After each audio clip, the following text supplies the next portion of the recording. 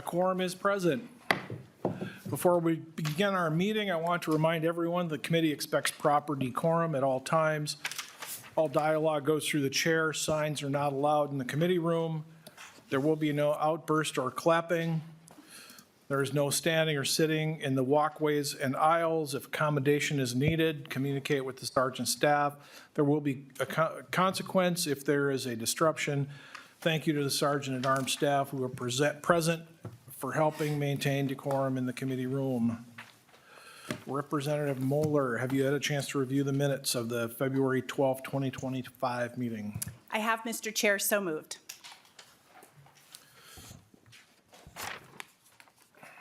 Representative Moeller moves to approve the February 12, 2025 minutes. All in favor, say aye.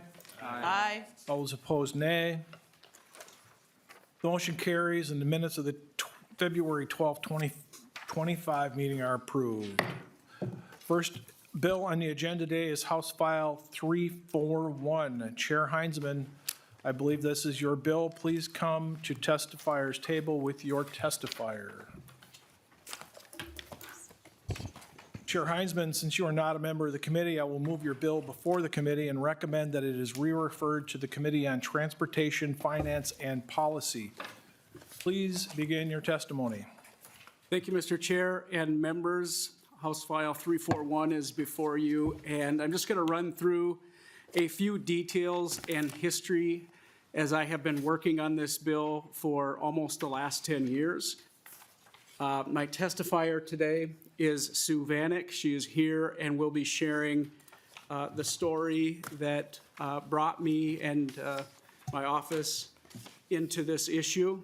She is my constituent, as I said, and it was a very challenging conversation as we had to go through some of the difficulties that she and her family have dealt with over these last years. So I'm just going to go through at a high level. It is a simple bill, but not getting too much into the weeds. This bill allows those with a suspended or revoked driver's license to unfortunately have to work towards dealing with some of the issues more aggressively than they otherwise would have.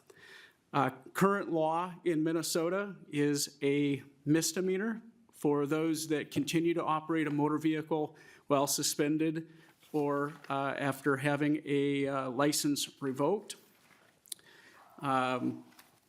So what we would like to do with this bill is addressed more specifically, if you're looking at the lines on 2.28 through 3.5, is to increase the penalty from a misdemeanor if the individual whose license is suspended or revoked causes a collision resulting in substantial bodily harm or commits a third offense within 10 years. I'll just mention before I conclude that Senator Limmer has partnered with us in this effort, and he has the bill in the Senate. So I'm happy to stand for questions, Mr. Chair, if you would like. Otherwise, my testifier is willing to share as well. We'll have the testifier state her name for the record and begin. Thank you, Mr. Chair and esteemed members. My name is Sue Vanek. I am from Nisswa, Minnesota. Following up today, I do appreciate the ongoing efforts of Representative Heintzeman with this. Our story is not a happy story. January 15th, 2015, our daughter and grandchild were hit head-on by a reckless, unlicensed driver. The outcome of that accident is that my daughter still remains a vegetable in a local nursing home. My grandchild medically recovered after 99 days and over 30 operations and procedures. Our family was physically, mentally, and financially destroyed by this accident. Essentially, we were served a life sentence with no chance to return to our lives pre-accident. Our offender got a misdemeanor. The day that he destroyed our lives, that was the 9th time he had been caught driving unlicensed. Since our accident, 5 more times he's been pulled over for driving unlicensed. That's 14 times he has been caught recklessly and illegally operating a vehicle. All misdemeanors. My question is, why aren't we imposing the harsher consequences on these individuals that are blatantly and repeatedly disregarding laws that are putting others at risk? I have some pretty strong opinions. I wanted to mirror DUI, DWI law. The brakes got pumped on that, and we crafted what we have here today. But my opinion, driving unlicensed is no different than driving under the influence of drugs or alcohol. In each scenario, you legally cannot operate that vehicle. And it's also noteworthy that we don't get pulled over for being unlicensed. We don't get pulled over for being under the influence.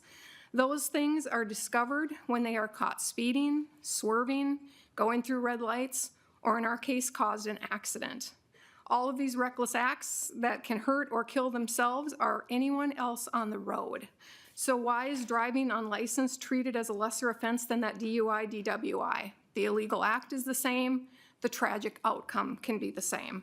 I do appreciate your consideration and hope we can work together to pass this bill presented to you today, and I am open to questions as well. Thank you. Do we have any questions for the testifiers or Representative Heintzeman? Representative Moeller. Thank you, Mr. Chair, and thank you, Representative Heintzeman, for bringing this bill, and to your testifier for being here today. Thanks for sharing your story. We appreciate it, and I'm sorry that happened to your family. I just have a technical question about the bill language, and I'm looking at lines 2.30. And that line is applying to causing a collision resulting in substantial bodily harm. There are 3 different levels of harm in our statutes. So there's death, then great bodily harm, substantial bodily harm, and then bodily harm. And so I'm curious why substantial bodily harm was chosen instead of great bodily harm. So great bodily harm, for example, would happen if somebody lost a leg. Substantial bodily harm would be like someone maybe injured their leg. And so it feels like there's either a piece missing where you either wanted it to be the highest level or maybe both great bodily harm and substantial bodily harm here. Representative Heintzeman. Thank you, Mr. Chair, and thank you for the question, Representative Moeller. So this bill, as I mentioned, has been a subject of discussion for quite some time. And the long negotiation of sorts that occurred in previous versions of the bill led to that specific language being included. I'm open to suggestions from folks if they would like to potentially have a change made that we think might improve the bill. This was the current rendition, and I decided to go ahead and submit it as it was previously heard. So I wouldn't say there is any specific reason that I would quote other than this is where we landed through the last step in the process. Representative Moeller. Thank you, Mr. Chair. Yeah, thank you for that. I'd be glad to work with you on maybe figuring out the right level of harm, whether it's both or moving to that higher level. I think we should definitely continue to work on that maybe before your next committee stop. And then my final question is, has a fiscal note been requested? I haven't seen one yet, and I assume because it's not creating a felony, there won't be one, but I've learned never to assume. Okay, I'm seeing head nodding, meaning yes, it's been requested. Maybe Mr. Walls can explain. Mr. Walls. Mr. Chair, Representative Mueller, I did not request a fiscal note because there was no felony, so the cost would be borne by local jurisdictions. Representative Mueller. Thank you, Mr. Chair. Thank you for that. That answers my question, and let's connect sometime before your next committee stop. Thank you. Representative Tabke. Thank you very much, Chair. First, again, as well, I'm very sorry for what's happened to your family and how vehicular issues are treated so very differently than other issues. And I think that Representative Heintzeman bringing this forward is a really good thing. So I'm happy that this is coming to transportation so we can continue to talk to it about it and go forward, because I think there's a whole slew of things that we need in public safety and transportation where the two come together, where cars are, vehicles are used as, maybe not intentionally as weapons, but secondarily as weapons, and people are not held to the same standards when they cause massive harm in our communities. So I'm really glad this is moving forward. One question I have about this is, as we have, like, as the instance we're talking about has time after time with folks driving without a license and issues happening there, as I've been talking with law enforcement and other folks about this is a huge problem that we have of getting, but identifying and finding people who are driving without a license. Like, what sorts of ways, like, I don't know what the specific situation is that we've got going on here, that this person keeps time after time again having this happen. But a big problem with suspending licenses is it's really hard to catch people when they are driving with a suspended license. So do you have any ideas, Representative Heintzeman, as to like how we help to enforce these kinds of things as this is moving forward to make sure that this is something that does make change? Representative Heintzeman. Thank you, Chair, and thank you, Representative Tabke. There's a long conversation that you and I could have around the details of this bill, and I guess I would answer your question by just saying this issue is very well understood in the law enforcement community, and they've been asking for help on this for quite some time, and there's a lot of detail and reason why we've struggled to get the bill to this point, that it may very well have an opportunity this year. I'm not going to go into all of those details because I think that the scenario is completely changed, and we can talk more about that maybe at another time. But I will say that the tool needs to be there, that frequently individuals are known in a traffic stop. Various examples I could cite to, it's revealed very, very often that here we have a driver without a valid driver's license for the criteria that we're mentioning would trigger in a third strike scenario, or in the case of harm, trigger a gross misdemeanor. That seems to be the step forward that most stakeholders could agree on. And I'm very optimistic that this could help improve safety on Minnesota roads. Thank you. To answer your question, Representative Tabke, I recently found my notebook, or I had a recipe card file back from before the days of computers. You had to find the name and date of birth to be able to run them through dispatch. So the cheat was to keep a thing with your frequent flyers, because in small towns and just about any jurisdiction out there, you're going to know who your frequent flyers are, and you're going to see them as they go past you, and you go, hey, I just saw him last week, or I ran him last week on a domestic and he was suspended. He's probably still suspended. Now with the advent of MDCs, it makes it, I don't know if it's simpler than my card file, but at least it's there. So yes, in a small town, you do recognize who it is. And I'd point out to you that it might be hard to catch him, but as the testifier said, he's been caught 14 times since this incident happened. I also saw this as one of the problems when we quit towing cars for people. At least we separated them before. When we quit towing the cars of people and leaving them on the side of the road as they waited for someone to come get them, only to know that they would drive away the minute you got called away to something else, doesn't help. Are there any other testifiers? Representative Feist. Thank you so much, Mr. Chair. I had a technical question that I think probably nonpartisan staff could answer. I was just curious, does this apply equally to people who have had their license revoked for reasons that are not for moving violations, so non-payment of fines or fees? Representative, or Ben Johnson. Mr. Chair, Representative Feist, there's a specific list of offenses that is, it's on page 3 starting at line 6, indicating the underlying reason that the person's license has been suspended, revoked, canceled. And if you actually look at the research summary that I prepared, you'll see a full list of what those citations are. I think that's probably the best use of the time. Thank you. Representative Feist. Thank you so much. Any other questions?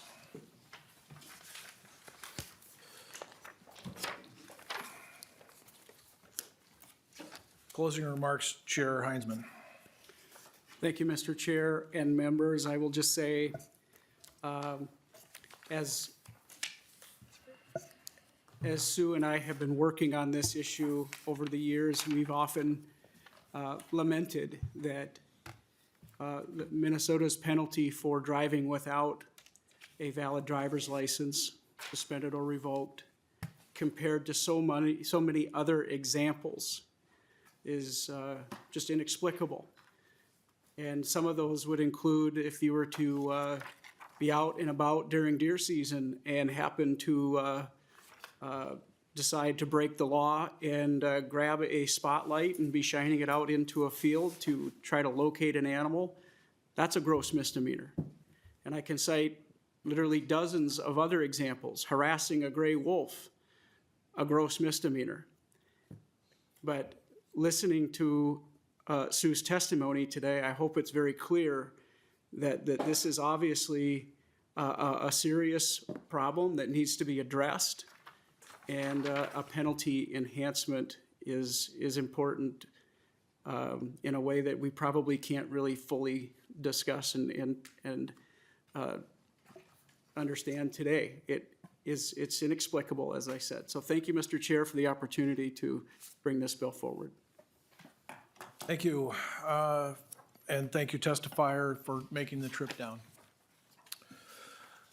All in favor of this motion signify, I renew my motion that House File 341 is referred to the Transportation Committee. All in favor signify by saying aye. Aye. All those opposed, nay. Motion carried, and your bill is referred to Transportation. Thank you, Chair Heintzeman. Next bill on the agenda is House File 750. Chair Robbins, please come to the testifier table with your testifiers.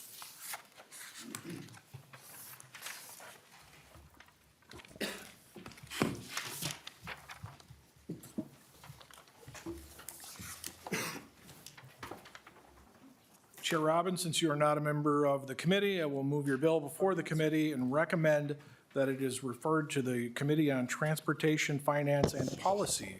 Please begin your testimony.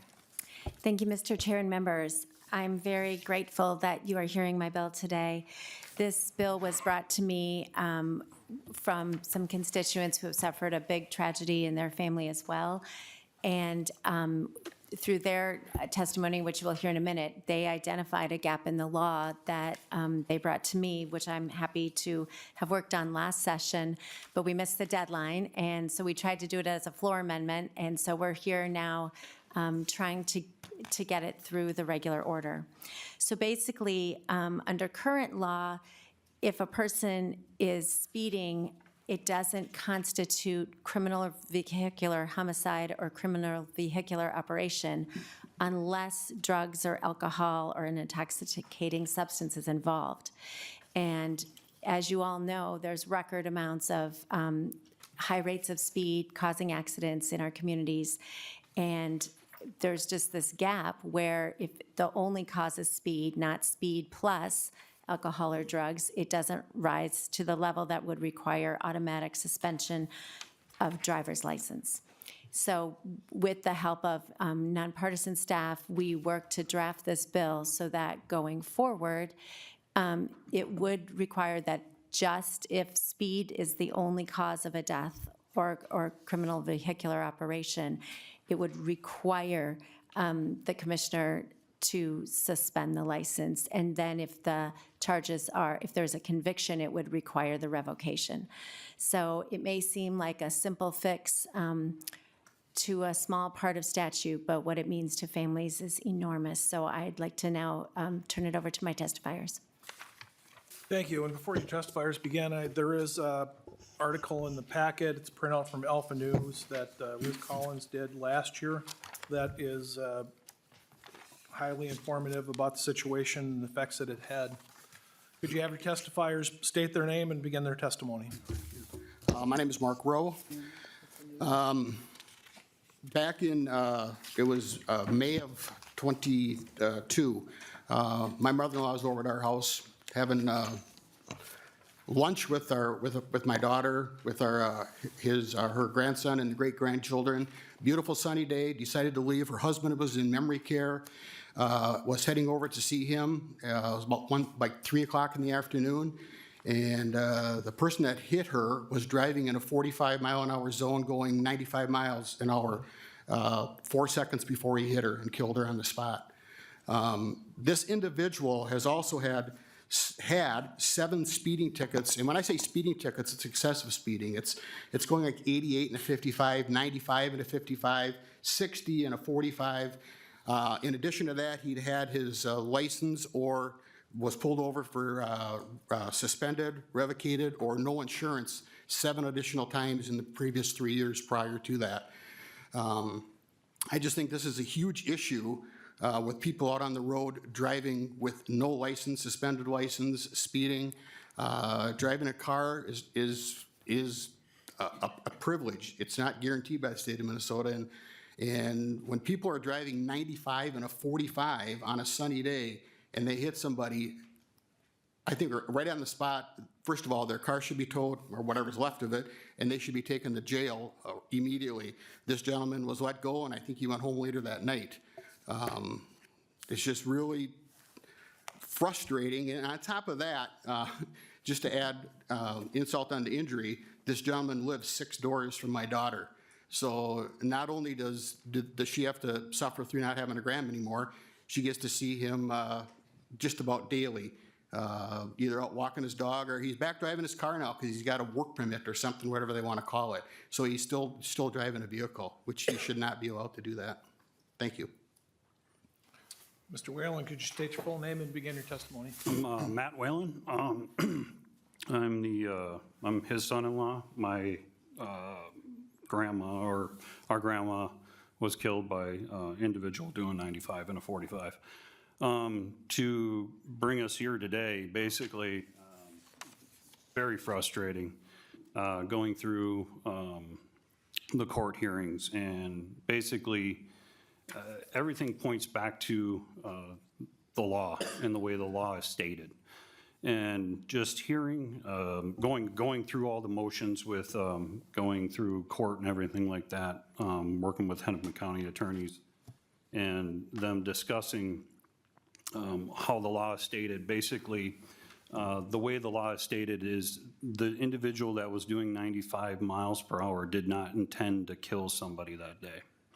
So therefore, the punishment is reduced to, instead of the minimum 4 years of felony crime, the punishment was reduced to 1 year in the workhouse. Like my father-in-law stated, he lives 1 block away from us, so we got to watch him enjoy his freedom while our grandma was dead for at least a year and a half before he was actually convicted of criminal vehicular operation, or criminal vehicular homicide, excuse me. And after the fact, he was only punished with 1 year in the workhouse, 8 months in there, he was out. Not even a month ago, I pulled up next to him at 5:30 in the morning, and he's taking a left on Highway 55 in Plymouth. Don't understand why, how, and where we've all gone wrong here, and there's a huge gap here. Now, obviously, the bill that was introduced before us, it's, this gentleman too had a revoked license at the time too. Revoked. Minnesota didn't want him driving here. He went across the river, got his Wisconsin license, and was driving his car over here because he had a license under his parents' name over in Wisconsin. You know, there's a huge gap in the law there. Didn't charge him with anything extra there, just charge him with criminal vehicular homicide. Completely unfair. Grandma should be here today. She was the glue to our family. I miss her. That's all I got. Thank you. Mr. Whalen, I apologize for the loss that you went through. I have one question for you to start with. When he was serving his time for the criminal vehicular homicide, was there any other charges that he was serving concurrently at that time? No. No. Thank you. Any questions for the testifier? Representative Moore. Thank you, Mr. Chair, and thank you, Representative Robbins, for bringing this bill. And we did have a chance to talk about it kind of late last session, so I'm glad that you, sorry, Representative Tabke, there, okay, perfect, nobody move. So we did have a chance to talk about it last year, and I've remained supportive. Just want to thank your testifiers and offer my apologies, our apologies as well for what happened, and just our appreciation for you being here today. Thanks.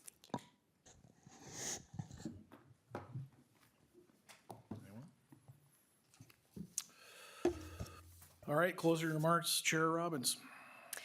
Thank you, Mr. Chair and members. I greatly appreciate your support. As you heard from the previous witnesses and our families here today, families have been through a lot. And to be able to finally get this bill over the finish line is a measure of comfort, and I hope that it will help other families not have to face this. So thank you. Thank you. I renew my motion that House File 750 is re-referred to the Transportation Committee. All in favor of this motion signify by saying aye. Aye. All those opposed say nay. Motion carries and your bill is referred to Transportation. Thank you, Chair Robbins and your testifiers. The last bill on the agenda today is House File 491. Representative Hill, please come to the testifier table with your testimony. Representative Hill, since you are not a member of the committee, I will House File 491 before. We will lay your bill over for possible inclusion in a committee omnibus. Representative Hill, please begin your testimony. Wonderful. Thank you, Chair, and thank you, members, for the opportunity to be here to speak on behalf of House File 491. 491 is seeking an appropriation to support an organization that I've gotten to know over the past couple of years that serves the needs of our local heroes. We're talking, in this case, about our first responders, and it seeks to connect with them with healing opportunities and seeks to repair any mental health challenges they may traumatic nature of some of the calls that they receive. These are heroes that show up for us when we call, and it's an opportunity for us to provide them with these outdoor experiences to connect with others who may have similar experiences and to engage in healing through outdoor experiences. With that, I have two joining me here.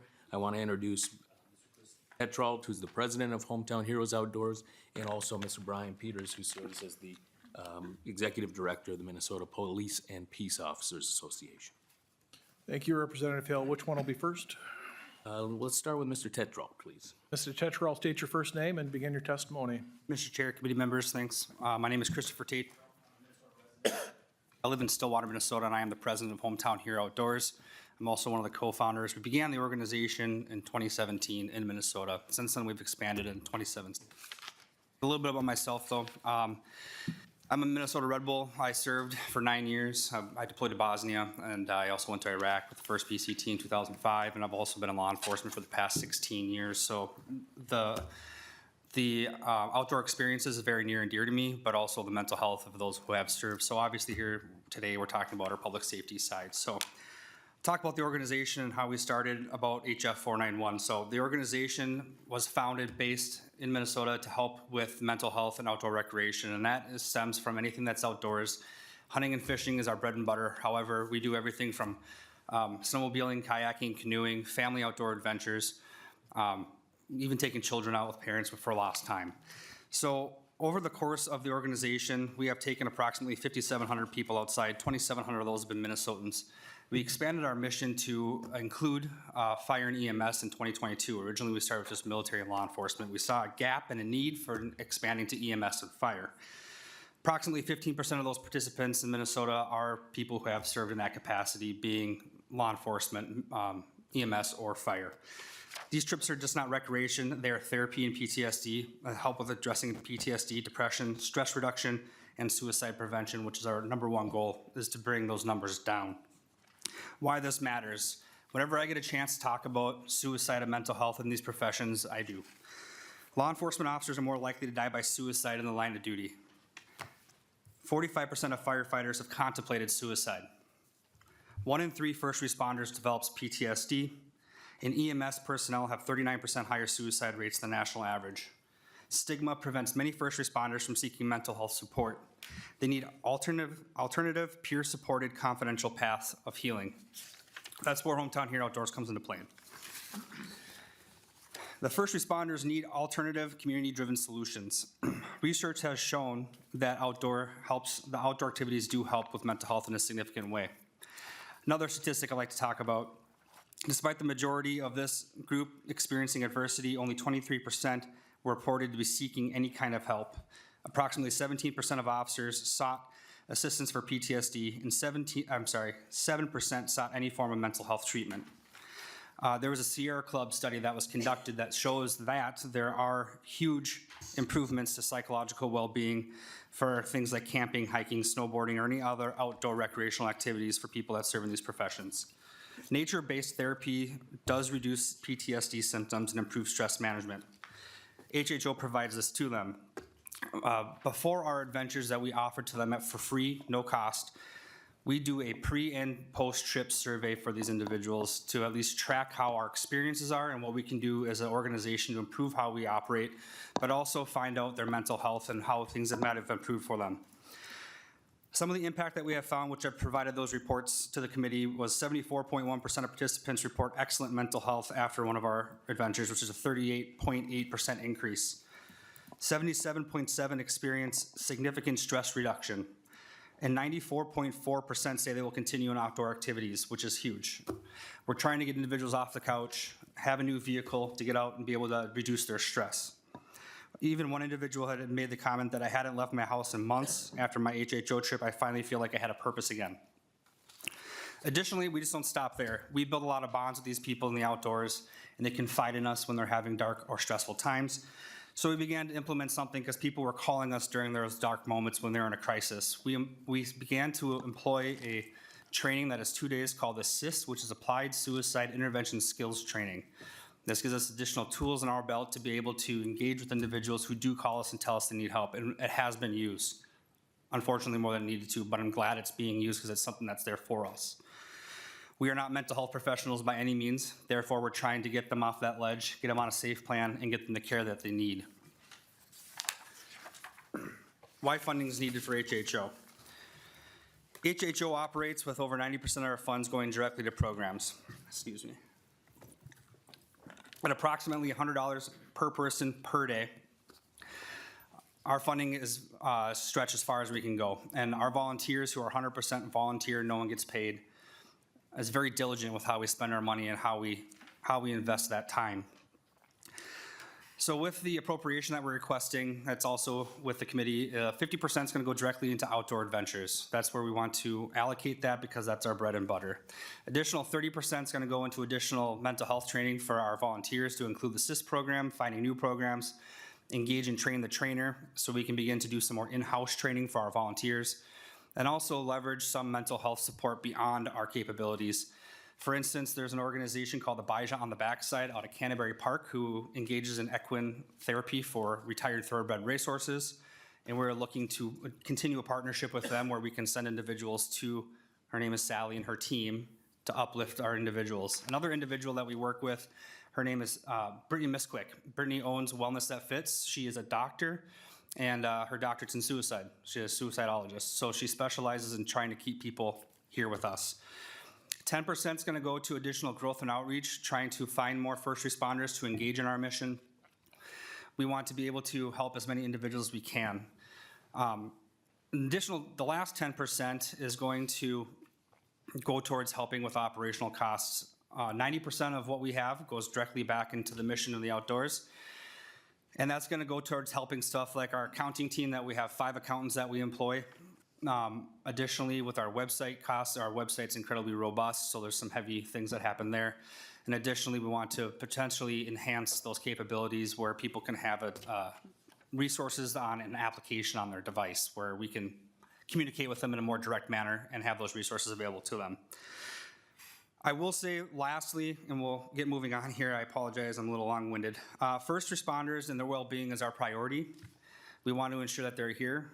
We all know that today marks a one-year anniversary of a very difficult day for the state and the city of Burnsville.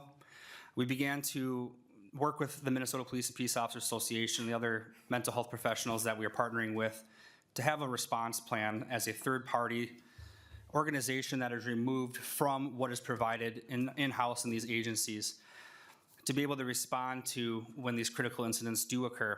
Holding mental health and wellness days where individuals can come out and engage with what we have in the outdoors and be able to help build back their lives and their mental health. Employee assistance programs have come a long way, and I'm grateful that there's been strides in that mental health world to be able to help individuals at their place of employment. However, they are only able to go so far, and there's still a stigma that is within that. Individuals who work in these places of employment, it's still connected to work. Are they really being organic in that therapy that they have because their longevity of their career is potentially at stake based on what they say?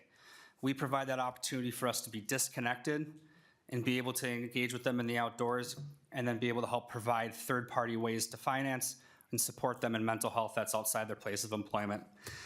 Committee members, I just want to say thank you for hearing me today, and I hope that we have additional consideration for this bill. Next testifier will be Mr. Peters. State your full name and begin your testimony. Thank you, Chair Novotny, members of the committee. My name is Brian Peters. I'm the Executive Director of the Minnesota Police and Peace Officers Association. We represent over 10,000 rank-and-file police officers across the state of Minnesota. I'd be remiss if I didn't bring up, and I know Chris brought up, the one-year anniversary of losing 3 first responders. And I know that we've been talking about mental health for many years. There's several stakeholders in the audience today, whether it's the League of Minnesota Cities, the Sheriff's Department, the Chiefs Association, and MPPOA. I know this committee has worked very hard on mental health issues and trying to figure out how we fix this problem, because it is a big problem. And although we still have a lot of work to do, the stakeholders are committed. But I look at what we're doing here at the Capitol as one piece of the puzzle.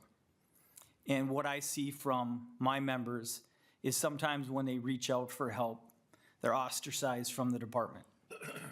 They're put into a box. They're cut off from their agency. And as many of you know, many of the people on this committee have served in law enforcement roles, have served in attorney's office, and you know what it's like to kind of lose your family. And that's happening, and that's again something that I'm committed to try to fix. I've seen firsthand the work that this organization does, and it brings those people that are sitting on the couch, that don't have any communication from their department, back to people that are going through the same thing.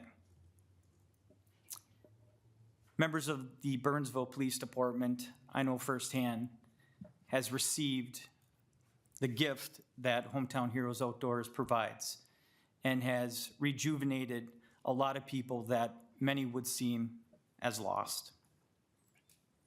We still have a lot of work to do, and again, this is one piece of a puzzle that I think is missing. And I know that committees get asked all the time for money, for organizations, but this is important. This is an important piece of that puzzle that I think we need to look into greatly as we continue our work here at the legislature to figure out how we can treat mental health in law enforcement and public safety. With that, I'd ask for your support for House File 491, and I'd ask that you keep the citizens and officers, as well as all the law enforcement and public safety officials out there right now in your thoughts today especially. Thank you. Questions for Representative Hill or the testifiers? Bingen. Thank you, Mr. Chair, and thank you, Representative Hill, for bringing this bill forward. I'm in full support.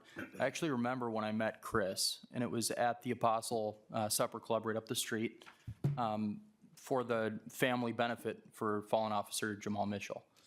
And when we'd first met, it was a somber time. People were mourning, trying to pay their respects, but you were still doing your job. You were still asking other officers and families of officers how they were doing throughout that process, and that stuck with me. So I think $250,000, that's nothing, or $500,000, whatever it is. You guys have a 2% overhead cost. That is minuscule. The work that you've been able to do with your organization, with the resources that you have had, I commend you, and I'll be signing on to this bill, so thank you. Before we go, there's quite an extensive packet of information that is available and letters of testimony from police departments and military and first responders. Representative Curran. Thank you, Chair, and thank you, Representative Hill. I'll be signing on to this bill as well. And thank you to our testifiers today for highlighting this issue. We talk a lot about, the criminal side and statutes of, all that stuff in public safety, but if we're not keeping our first responders safe and healthy and able to continue to do the work that folks are called to do, then we're not in a great spot, right?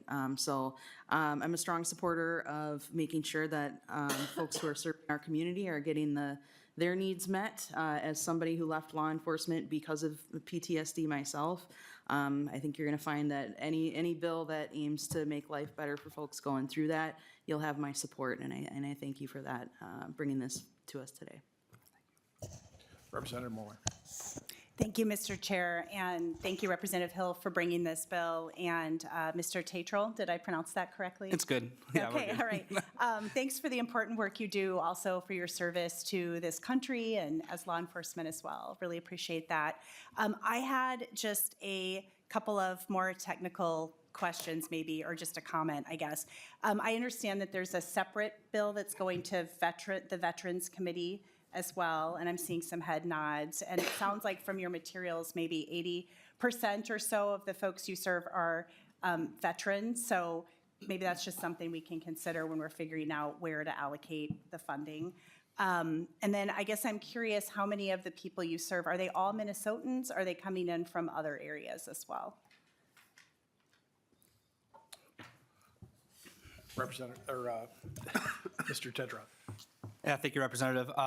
So we are in 26 states, but as I earlier stated, 2,700 of them have been Minnesotans. So that all this funding will remain in Minnesota, get put back into the communities. We'll be looking into hiring different resorts, guides, outfitters.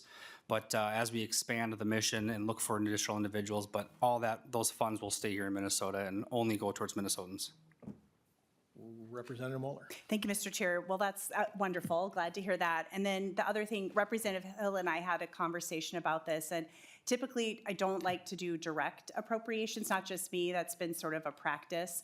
And I know in the past when we've had this with other different organizations that part of the reason if there's a request for proposal, even if you're the only one who would qualify, it's still a really good way to have checks and balances on the folks that are getting the grant. So if the state says we're going to give X number of dollars to this organization, and then that organization, say, doesn't provide receipts or evidence or whatever they need to, then there's nobody sort of looking over that, if that makes sense. So I would really prefer to work on the language a little bit when we get to putting together a bill, and make it not exactly a direct appropriation, but if there was a way we can word it just to make sure it still goes through that process for oversight. Again, nothing against your organization. You're doing wonderful work. I tell that to any group that's coming and asking about similar direct appropriations. Thank you. Any other questions? Representative Hollins. Thank you, Chair. So thank you so much for this bill and for the work that you do. I think it's really critical. I think a lot of members have already said it. If our first responders aren't well, then we aren't well. And that is particularly important to me. I have several friends who are first responders who have, I don't remember the appropriate parlance anymore, but committed suicide. And I was wondering if the services that your organization provides are open to the families of those survivors from the family that have experienced that trauma. Because we know that like the trauma that you all experience as first responders also impacts those families. And so even if the first responder is no longer here, are those families enabled to be a part of the services? Mr. Tetra. Thank you for the question, Representative. Yes, absolutely. Part of our bylaws does extend that to the mental health and well-being of those who they have served with. So particularly people who have been lost in the line of duty. But we do engage in outdoor activities that do include full families. For example, every year we have 5 different fishing launches on Lake Mille Lacs where they're able to bring a +1, and that can be whoever they may be. And a lot of that is to reestablish that lost time. So we try to give those services to individuals who are also supportive of those first responders. Representative Hollins. Thank you, Mr. Chair. One follow-up question. Do you all ever pursue funding through the LCCMR? And if not, you should. We can talk afterwards. Thank you. I couldn't tell if that was a question. Was there a question, Mr. Tetra? I don't have a question, but I'm not familiar. Okay, I'll follow up with you. Thank you. Representative Whitty. Thank you, Chair Novotny. Thank you, Representative Hill, in allowing me to be a part of your bill. Thank you for what you guys are doing. I know in terms of Burnsville, they went out and one of them brought their daughter and wife, and bringing the families, I think, is really important because, you know, as I've said, our law enforcement, firefighters, EMS, they see over 800 critical incidents within their careers. And it's the big ones that always get the attention. And unfortunately, day in and day out, the little ones, you're starting to see unimaginable scenes, and it's tough to explain, and that wears on you. And you kind of withdraw from your family, so bringing your family there. Your family's a part of this. We always thank them afterwards, but to keep them whole as they get through their career. People want to stay in these careers, and this is another outlet, and it doesn't have ties back to the city, so not a lot of it's tracked, and it's by your peers. And I will tell you, as a former crisis negotiator, these are very difficult times, especially when you're dealing with your own. And I know we've lost a couple officers to suicide. And so thank you for the work you're doing. Thank you for doing it in Minnesota. And I do echo what Representative Mueller said about having some pieces of control over it, but also to have a report. Your report in here is very detailed, and that's very good because one can see where the money we appropriate and the success that comes out of it. So very helpful. So thank you both. Representative Tab. Thank you very much, Mr. Chair, and thank you, Representative Hill, for bringing this bill forward and everybody who's been involved in it. I can never miss a opportunity to talk about Shakopee, and so I just was really happy that you brought up Abijah's on the backside, and so we funded that in 2023, or we're part of their funding in 2023, and it's a huge, really great program at Canterbury that does a wonderful job. And Mr. Chair, I know there's a bill that Representative Kosnick has, and I hope that ends up coming here. It's in workforce right now for some reason, which I think is interesting. But I just hope it gets to public safety so we're able to continue funding that project as it goes forward, because it has huge dividends for folks in need. So thank you, everybody. Representative Pinto. Thank you, Mr. Chair, and that is such a nice transition because that's what I was going to ask about. Yeah, so that bill from Representative Kosnick, and thank you so much to the testifiers, and I know this is just a terrific program, and thank you, Representative Hill. And yeah, so that Abijah's on the backside, if I'm saying that right, that bill's up tomorrow actually in the Jobs Committee and Workforce, Labor and Economic Development, so I'll check in with Trey Baker about it. But just wondering, just operationally, kind of how to think about those programs. Seems like they're both, assisting first responders and mental health. And just if you could comment a little bit on how they might interact with one another, how I can kind of think about them. I'm not sure who can answer that, but thanks. Representative Tetra, or Mr. Tetra. Promotion. Thank you. Representative, I'm trying to think, can you restate the question for me? I apologize. Representative Pinto. Thank you, Mr. Chair. Yeah, no, that was not phrased clearly at all. So basically, just wondering kind of like who might get served by Hometown Heroes outdoors versus Abijah's on the backside? What kind of services might the one provide but not the other? How might they kind of fit in with one another or not? I'm just kind of sort of comparing them and not in any pejorative way or thinking there's some overlap, or just sort of I can kind of understand those two proposals, especially because I'm hearing the one today and the other one tomorrow morning. Mr. Tetrot. Thank you, Representative. Yeah, Abijah on the backside, Sally engages with the equine therapy with individuals that are, I believe, in the fire departments currently, but that's all very limited based on some of the partnerships that she holds. I won't be able to 100% speak on all that because she knows all the inner working relationships, but based on the conversations we had, that the individuals that we do serve in our organization, that she's capable of seeing military service members, veterans, and first responders. So either if they are currently serving and or honorably served or retired. Chair Pinto. Thank you, Mr. Chair. And so and you mentioned veterans, so veterans are not one of the populations served by Hometown Heroes. It's obviously a large percentage of our first responders are veterans, but they don't have to be a veteran. Or it's not, let me say this, if somebody's a veteran but not a first responder, are they served by Hometown Heroes? Is it really specifically for first responders? Mr. Tetrot. Representative, we do serve military service members and veterans, and that's on a separate bill that we are engaging for an appropriation with too.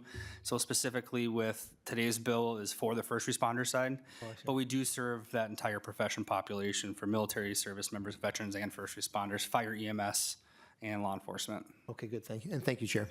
Thank you, Chair Pinto. Is there anyone else?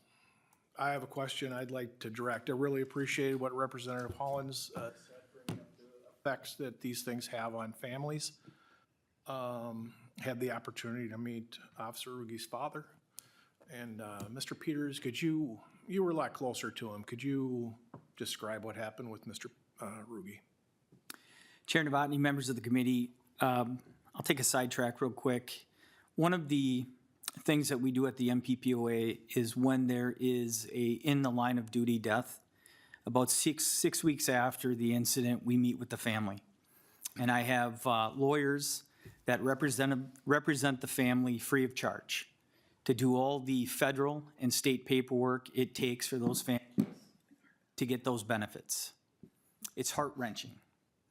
I sat across all three of the Burnsville families to have that conversation. And even after 6 weeks, you can imagine it's hard to sink in. But we want them to know that we are here to alleviate that stress so you can keep grieving and healing. And that healing is never done. Sean Ruby was Matt's dad. And Sean was a remarkable person. And after his son died, his mission was to continue to make sure that Matt's story never ended. Unfortunately, several months after Matt's death, Sean suffered a heart attack and died himself. He died with Matt's badge in his hand. When I talked earlier about this is one piece of the puzzle, something that Representative Moeller shares, and you know, I agree, there's so much that needs to happen when you're giving a direct appropriation to one group over another. What I will say and what I have seen, unfortunately, is the bureaucracy sometimes of government. That we pass a law, we have good intentions, but it takes a while for that money to be funneled down to where it actually needs to go. I don't testify a lot on behalf of organizations. I did testify on Abijah on the backside because I've gotten to know that organization. And when I meet with these families, these are two organizations that I first bring up.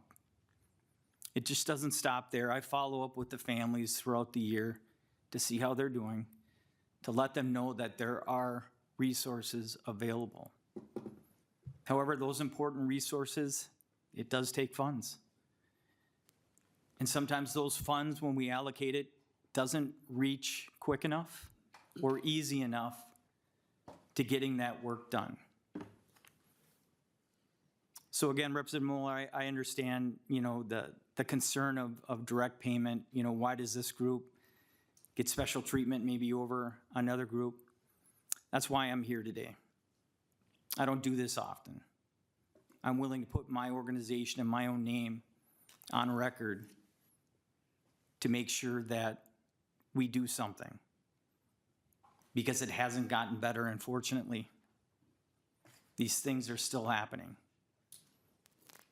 And I know that this body has the ability to make a difference and to make a difference quickly. And that's what we're asking for. And I have the utmost 100% confidence in Chris and his organization that if he were to ever do anything wrong, I expect to be sitting here in this chair answering questions from all of you. But I know that won't happen. And I just ask that you give hard consideration of how we can make this easy. Because what we've done in mental health and PTSD, from the stakeholders in the audience, it hasn't been easy. We're still working on it. We still have a lot of work to do. It seems like we take a step forward and then take a step back. But we're still committed, but the need is now. The need's immediate, and that's why I'm here today. Representative Moeller. Thank you, Mr. Chair. And I just want to be clear that I raised the issue about the direct appropriation not as a matter of like playing favorites or not. It's a matter of oversight and making sure that organizations that are getting funds, if we give a direct appropriation and they don't follow the appropriate guidelines, it's really hard for them to then, for the state to say, like, we need the receipts, you're not complying, versus if we're doing it through a grant program. I understand the need to get that out quickly. And I will say, I think the Office of Justice Program does a very good job of both doing the request for proposals and getting that funding out quickly. So I just wanted to make it clear, it's not a reflection on whether or not an organization is worthy or not. It's just, in my opinion, it's just a better practice. And even for Agbaja, I think we changed it to equine therapy. We made it more of a general appropriation rather than a direct appropriation. Again, even if they were the only ones who would technically qualify for it, just to have that layer of oversight. Again, not any reflection that anyone's doing anything wrong. It's just a better practice with the taxpayer dollars. Thank you. Thank you, Chair. Figured this is the last bill, and I appreciate you giving the time. I just want to add too that I think in this budget area, part of the emphasis on competitive grants as well, separate from what Representative Moeller had brought up, is just allowing us to sort of deploy funds as strategically as possible so that, for example, we can say, hey, we want to dedicate funds, as we well should, to the mental health of our first responders, which is critical to do. And when we phrase it that way, we may well have in the process that we allocate more funds to the mental health of first responders by setting up a program like that, and then Hometown Heroes applies, maybe Abidjan's on the backside, maybe other folks apply, rather than individual grants. And I think the example of this, and this comes from my being in the minority and Republican chair, is, and I know that Representative Moeller has such background in this, if individual domestic violence shelters come to us, very powerful work, very important work, and no question that they're doing real work, no concerns about, the wrongdoing or anything. But we found that actually having those shelters all come together and say we want a grant program for domestic violence shelters actually gets more money out to those shelters. They're not kind of competing against one another. And I'm not saying that's an issue in this specifically, and my apologies, Representative Hill, that sort of your proposal here has turned into this broader conversation. But I think it's important for all of us just to be thinking that the legislature is very good, I think, at prioritizing different goals. For example, mental health of first responders should be a really high priority goal. We're maybe not as good at evaluating precise organizations to meet that goal, even in wonderful organizations such as this one.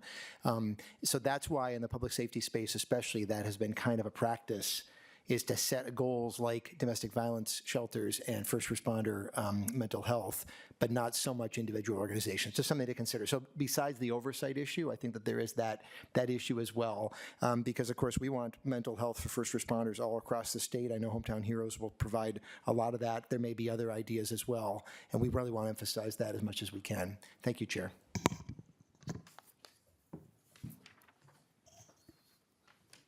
Thank you for voicing your opinion. Representative Pinto will point out that in 2023, we had over $1 million in direct appropriations in the public safety bill. Representative Hill, do you have any closing comments? Well, thank you, Chair, and thank you to the members for an opportunity to showcase the incredible work that Hometown Heroes Outdoors does on behalf of our first responders, and we sure hope that you'll consider the appropriation. Thank you. Thank you. House File 491 is laid over for possible inclusion. Thank you, Representatives Hill, to you and your testifier. We did have another bill scheduled for today that would be presented. Was excused, and she is at a memorial for the public safety officers in Burnsville, the area she represents right now. She will be presenting her bill tomorrow. Before we go, we're ahead of time because of that bill that we moved till tomorrow. Representative Whitty would like your indulgence to address the committee shortly. With that, our next committee meeting will be on Wednesday, February 19th. Please note that due to a scheduling conflict, that the Public Safety Committee will start at 3:15 instead of the normal. There's no more business before the committee today. This meeting is adjourned.